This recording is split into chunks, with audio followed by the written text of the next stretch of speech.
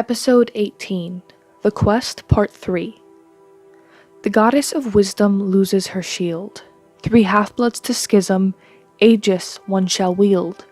An oath to be kept, a price to be paid. The daughter he wept, all to be saved. For those of you who don't know, my name is Calyx Carter. I'm the daughter of the Greek goddess Athena, and I started making these podcasts because of a dream from her. The words I just spoke are from the prophecy that sent me on a quest for Christmas. Here is the update on where we are. We have a plan. We've determined that my stepping onto the property summons a thundersnow. It's our best guess that it's the shield's way of letting me know it's here, as Aegis is, in part, Athena's shield, and I'm the daughter of Athena. If we go back on the property the way we did before, with the other guests through the front gate, or keep near any major attractions like the scarecrow making station or maze, when the thundersnow hits, we'll be ushered back to the gift shop and or asked to leave again. The problems with this are obvious. If we're asked to leave, we can't get the shield. The first suggestion we debated was me not going, so there wouldn't be a thundersnow at all. Although there's a possibility that when we get the shield, if it's near me even on the way home, the storm might follow. I don't think that's the case. But I did tell Aurora and Freddy that, so they dropped their no you can't come thing. Of course, I also pointed out that the thundersnow works to our advantage in more ways than one, but I'll get to that later. We also discussed the dogs I heard, which apparently Aurora and Freddy heard too, and we agreed it was unreasonably loud against the storm and that we hadn't heard it before getting onto the farm. Okay. Sorry, we're heading there right now. I'm not recording there this time, but I'll get on as soon as it's all over and explain what happened. Gods, that took longer than anticipated. Okay, half-bloods, here's what happened on the quest. We sent Aurora in first. Her job? To find the farmers and make sure as soon as the thundersnow hits, they don't leave her sight.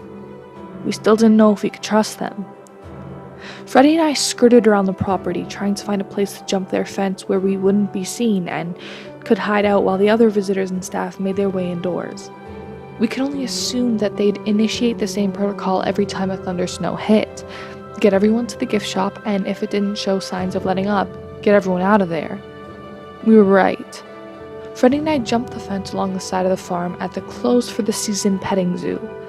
The area was sectioned off from the main part of the farm anyway, so we didn't have much hiding to do when the wind picked up and the clouds appeared overhead. We waited for a while at the petting zoo. Weapons at the ready, Freddy had his empty, large bag slung over his shoulder, ready to put the shield into. Made sure everyone was ushered off the grounds. And then we waited a bit longer. I tried to listen for sounds of the dog barking, but came up short. The dog had to have something to do with where the shield was, and my causing another thundersnow proved it was still on the farm, right? We made our way towards the gift shop. We'd heard the barking the last time leaving the gift shop, so maybe we had to be close by there? We ducked around the backs of other buildings in case anyone was looking out the gift shop windows, but the snow falling down around us seemed to provide enough cover, as well as making it hard for us to see. The closer we got, the more I was sure I was starting to hear the dogs. Aurora told us they could hear it from the gift shop. She stayed by the husband and wife, who I've learned are named Clyde and Jane, and asked them about the dogs. They said there weren't any on the property because Clyde is allergic to them, and that the dogs only bark during thundersnows. They told Aurora they thought it must be the wind howling so loud against something that it made that sound, that it always came from the maze. Knowing that would have saved Freddy and I some wandering time as the storm grew worse overhead. The wind got so bad we had to hold each other and fight against it, not to mention I'm sick now because gods it was cold. But eventually we did track the barking down to where the maze was. If you're familiar with mythology, you might know about the labyrinth. Mazes and labyrinths are apparently very important, so it was fitting that this farm's main attraction was a maze called Maze of the Minotaur. It was made of hedges that hadn't died in the winter, of course covered all in white already with the storm, but a sign Freddy rubbed snow off of to read showed just about what you would expect. A challenge to go through the maze and try to see as many Greek artifacts as you could. With the lack of the usual numbers of monsters on a quest, and now this super convenient maze, I had a feeling like something was off. Anyway, the barking was definitely coming from somewhere inside, and, of course, logically, from where the shield was. The main reason I brought Freddy with me and sent Aurora as the distraction was that, as I mentioned before, he's the son of Hermes and, as such, has acquired an art of stealing things.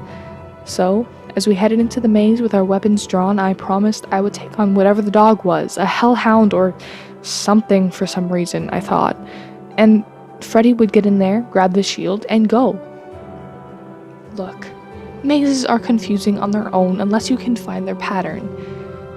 But mazes without vision, covered in snow, with no reasonable way to discern what a dead end looks like until you get there, are near impossible, especially when every time you turn a corner you're expecting to be assaulted by a mythological dog. It took us a while, but eventually we found it. Orthrus, a two-headed dog literally bred for guarding things, was there, without Grayon his master or Eurytion his trainer. In the myths, Hercules killed it. Not too long ago, a demigod I know went on a quest and spared its life. But here it was, in the middle of the maze, keeping us from turning down one of the paths. At first it kept barking, it snarled, it stayed where it was, eyes almost glowing through the haze of snow. I took a step forward, and it charged. Freddy initially began helping me fight Orthrus, who was the size of a car, easy. One head was trained on me, the other on Freddy, and it was too massive to skirt around for Freddy to get past. As I lunged for it with my sword, I noticed something. Collars around its necks, and they had a symbol on the dog tag. The Veil of Tempe. In my distraction, Orthrus got a pretty clean cut at my left arm with its clawed paws. And you know how you get a blood test, and they wrap something around your arm and you can feel the circulation slowing down? That's what it felt like, and it hurt. I shook my head. It was a problem I'd have to deal with later. My sword arm was fine, and I could do this. I backed off down another turn, told Freddy to retreat down the way we'd come. I whistled, loud enough to pierce above the storm, only for a moment, but it was enough to get Orthrus pounding down my path and give Freddy the opportunity he needed to go the way Orthrus had been blocking us. Now, I'd like to tell you I stood my ground, that even with the pain lighting my left arm on fire, I lifted my right arm high with my sword, ready to deliver a fatal blow. Instead, I ran. I tracked my way down multiple turns, Orthrus hot on my heels. Every time I tried to stop and fight, he was too fast. Focus on one head, the other would kill you. The storm was only getting worse, though.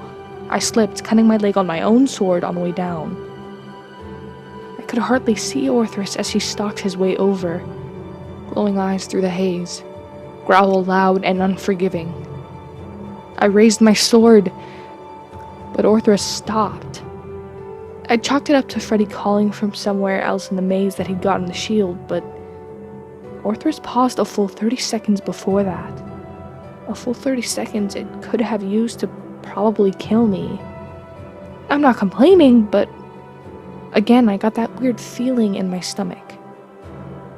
Orthrus turned and fled back down the way we'd come, back towards Freddy. I did my best to follow after it. I was moving too slow with the cut on my leg to keep it in my sights, but following the sound of growling led me back to where Orthrus had stopped in front of Freddy. It lifted a paw, and I was sure it would strike him away like a toy, but Orthrus started whimpering.